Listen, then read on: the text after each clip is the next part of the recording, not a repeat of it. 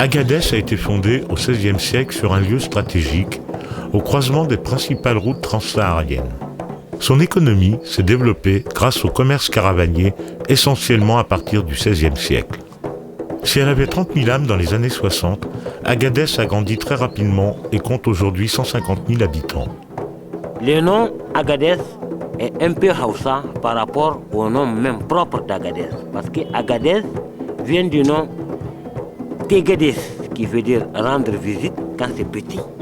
Et quand c'est grand, ça devient Egedes. Donc le vrai nom, en tamashek, Agadez s'appelle Egedes. Et Egedes veut dire une grande visite. Une très grande visite, c'est ce que ça veut dire, Egedes. Ça découle du nom Tegedes qui était l'ancien nom d'Agadez. Donc, les Agadésiens, quand le village était petit, il n'y avait que cette mosquée qui se dresse. Et là, à côté, il y a une autre qui lui ressemble, mais qui est plus courte. C'est là l'ancienne mosquée. Elle est très courte. Pas la grande qu'on voit de loin.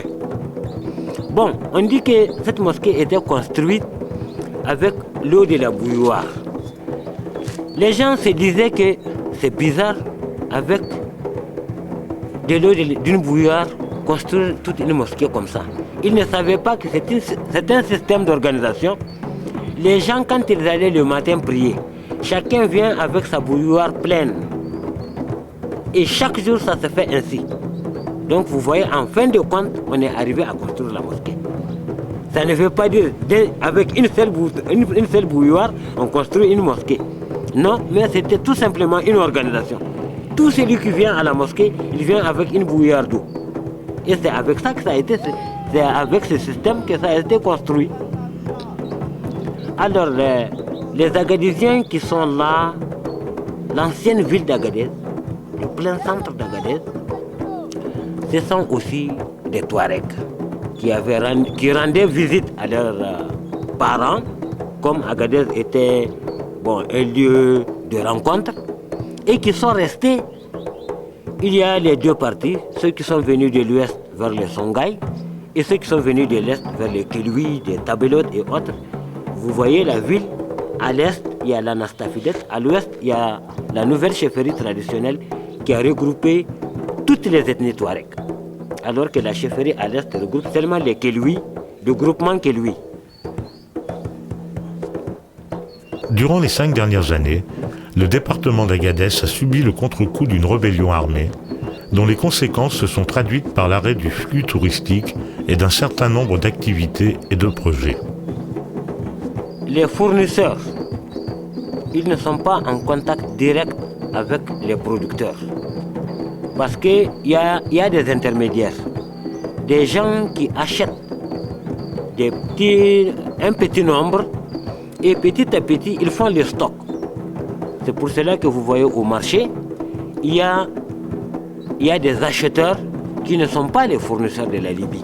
Les fournisseurs sont dans la ville, ils attendent qu'ils aient, ils lancent seulement la commande et maintenant, il y a ces intermédiaires qui sont chargés de leur fournir ce qu'ils veulent. Et c'est de là que vraiment, le producteur, qu'il soit un éleveur de moutons ou de chameaux, il a, par coup de chance, les 70% du revenu de l'animal sont prix normal. Il est toujours exploité par des gens que nous appelons des kacharés. Les kacharés, ce sont les intermédiaires, soit qui achètent des légumes pour les revendre dans la ville, soit qui achètent des animaux pour les vendre à des fournisseurs pour des pays étrangers.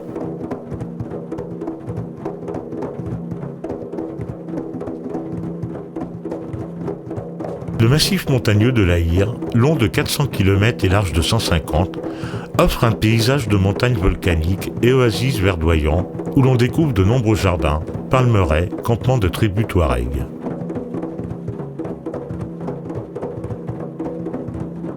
À Azel, on trouve surtout des légumes, des salades, des choux, des pastèques, des melons.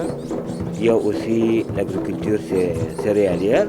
On fait aussi du maïs et du blé dans certaines saisons de l'année. Bon, ces récoltes-là, c'est toujours pour la subsistance. on dit que presque plus de 50% des populations mènent une vie au jour le jour. C'est-à-dire, dès la production, ils commercialisent directement sur le marché d'Agadez.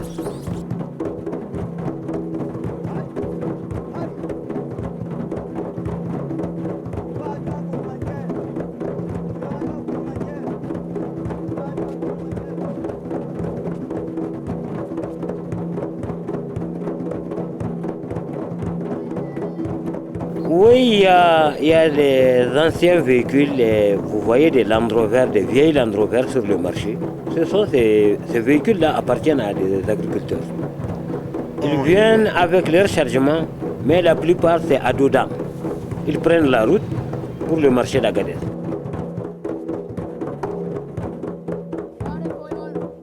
Les maisons, ce sont des maisons de chaume de blé, et une plante que nous trouvons dans la brousse qui est un peu résistante, dont les branches sont très rigides.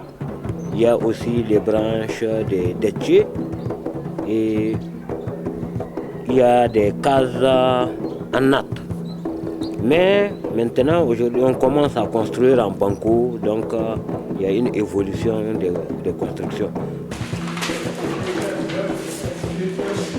L'école d'Azel se trouve à proximité de plusieurs campements. Elle est bien équipée, les élèves ne sont pas trop nombreux dans les classes. Ils apprennent le français, une des langues officielles du Niger.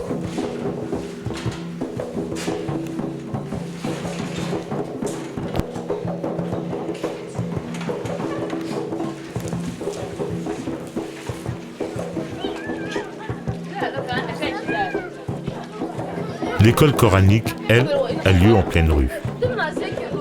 Les élèves apprennent le Coran par cœur, sans en comprendre la signification, celui-ci étant en arabe, langue peu parlée dans le pays.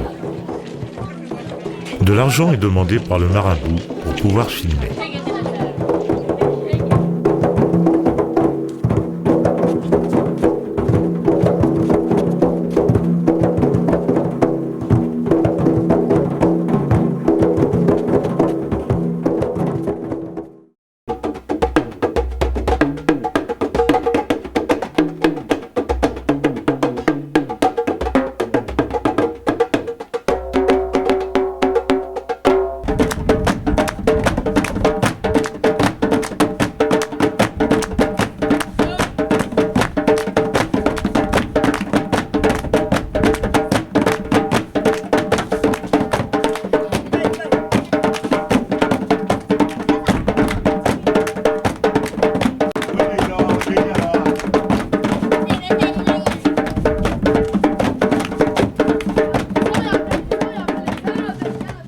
Damagaram, nom ancien de Zinder, est situé à l'est du Niger, sur une ancienne route commerciale de caravanes transsahariennes. Elle présente un riche patrimoine d'histoire, de traditions, d'architecture et d'objets. Dans le domaine du bâti, on doit rappeler les deux anciens quartiers. Le vieux quartier de Birni, habité au départ par les Aoussa, et le nouveau quartier de Zangou, à l'origine habité par les Touaregs.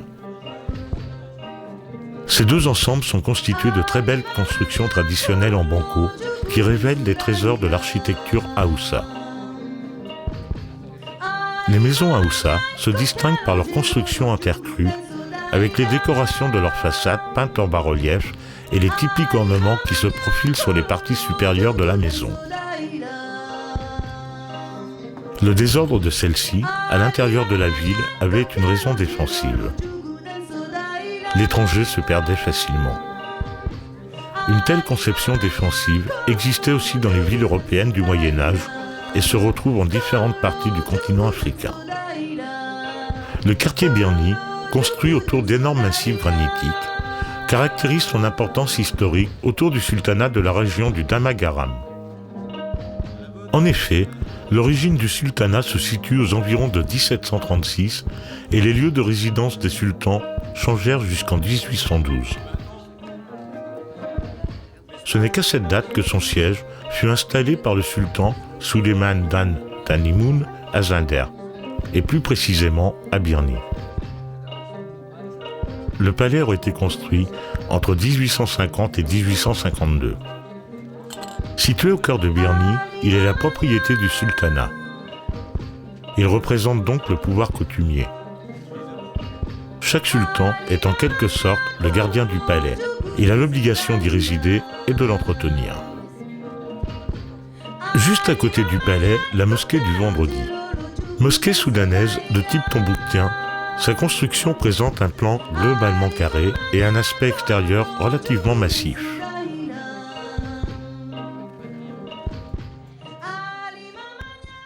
Oui, le marché, c'est tout un mythe. Parce que pour implanter un marché, il faut beaucoup de cérémonies. Il y a tous les pouvoirs qui interviennent. Il y a les charlatans qui interviennent, les marabouts qui interviennent, les magiciens qui interviennent. Chacun vient mettre son socle pour faire en sorte que c'est magique. Dès qu'on dit que c'est implanté après ces cérémonies, les gens affluent. Mais par contre, par exemple, avec le modernisme qui arrive, le marché que vous avez vu le jeudi, c'est un marché qui datait, il est vrai, de longtemps, mais avant que ça ne soit aussi attrayant pour attirer le monde, il a fallu une certaine manière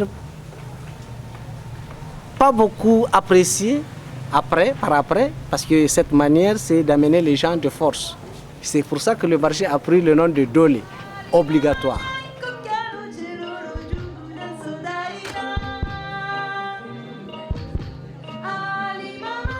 En fin de journée, les commerçants et les artisans quittent le marché pour rejoindre leur village.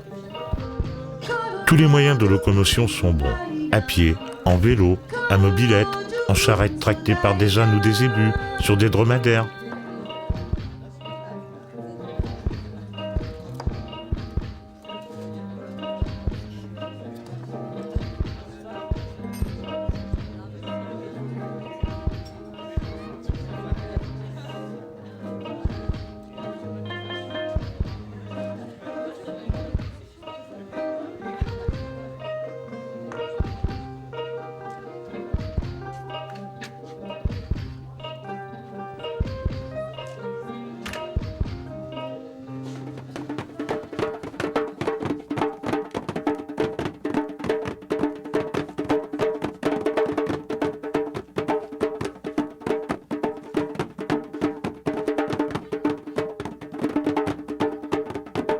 Dans la brousse, il y a beaucoup de massifs granitiques avec peu de végétation.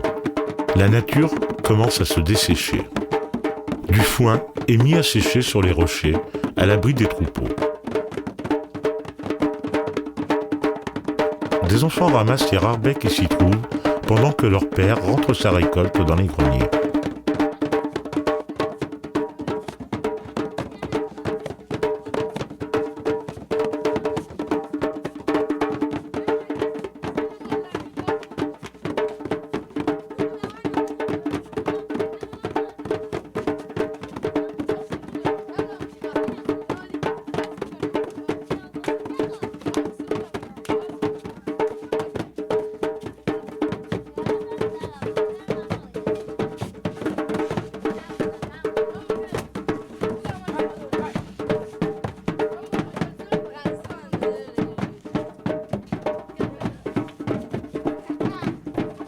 L'agriculture s'organise autour des mares, grandes cuvettes qui se remplissent d'eau pendant la saison des pluies. Cela permet la culture du mil, du maïs et une production maraîchère importante. Tomates, oignons, salades.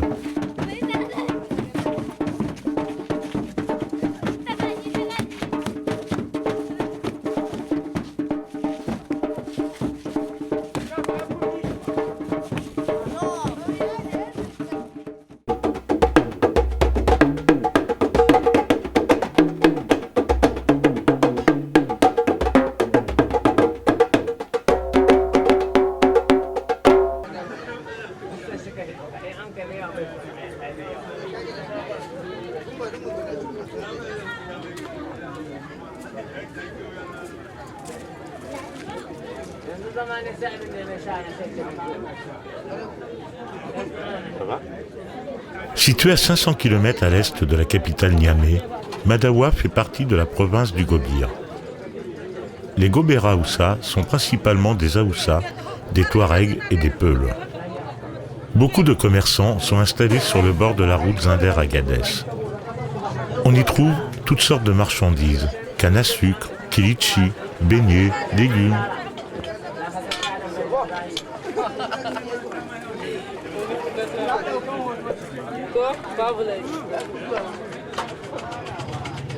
La nuit, quelques néons éclairent les étals des tabliers.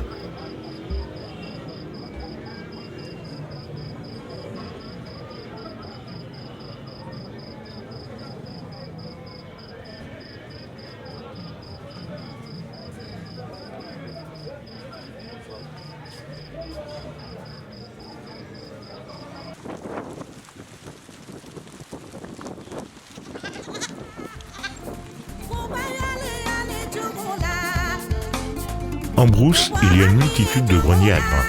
Ils sont de conception et matériaux différents suivant les régions.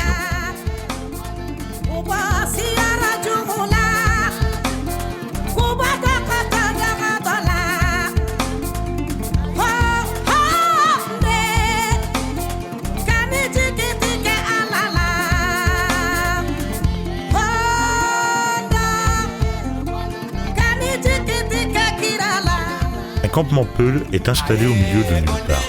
Dure vie que la leur. Les hommes passent leur journée à surveiller les bêtes.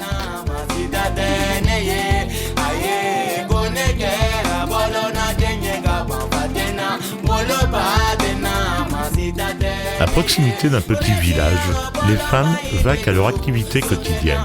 Pilage d'humide, puisage d'eau pour les cultures maraîchères. Étant peu habituées à voir des touristes, elles se sont excusées, après avoir vu les images faites sur elles, de ne pas avoir d'argent pour me payer. Du sable est recueilli dans un corrie à sec. Il faudra attendre la prochaine saison des pluies pour le voir couler à nouveau.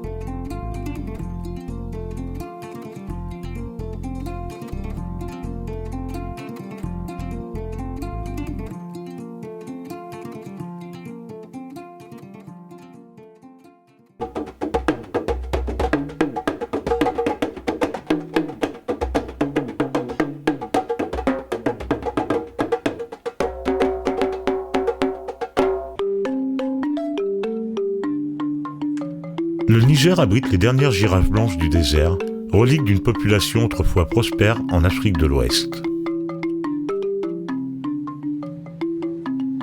Cible de choix des chasseurs et des braconniers, elles ont longtemps été menacées d'extinction.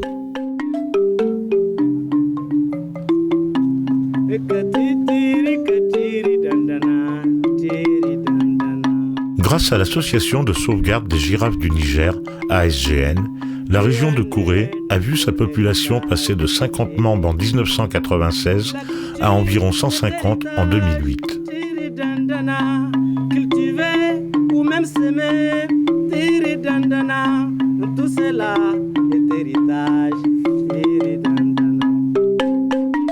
L'association s'est donnée pour mission de protéger les girafes et leur habitat tout en développant l'économie de la région. Les habitants des villages de Kouré ont été incités à protéger celles-ci. En contrepartie, une part des recettes sert au développement de ceux-ci. Construction de puits, d'écoles, banques céréalières afin d'assurer une sécurité alimentaire.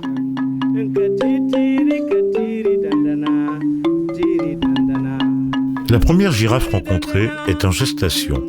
Cela explique le fait qu'elle s'isole du troupeau. Elle met bas 15 mois après la fécondation. À la naissance, le girafon fait une chute de plus de 2 mètres. Il pèse entre 40 et 60 kilos. Au bout d'une heure, il doit tenir sur ses pattes pour atteindre les mamelles de sa mère et s'abreuver de son lait très gras. Dans le cas contraire, elle l'abandonne ou même le tue.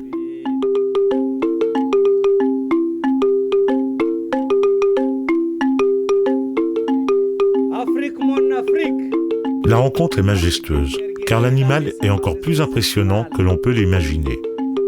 Afrique chante ma grand-mère au bord de son fleuve lointain. Je ne t'ai jamais connu.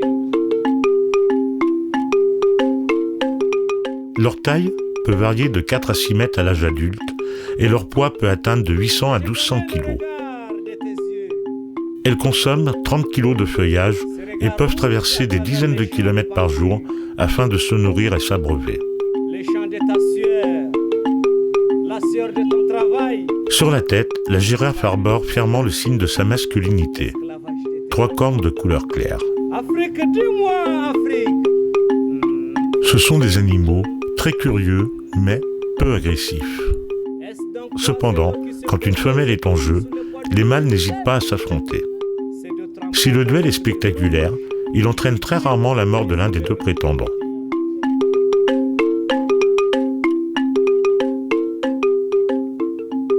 Alors gravement une voix me répondit: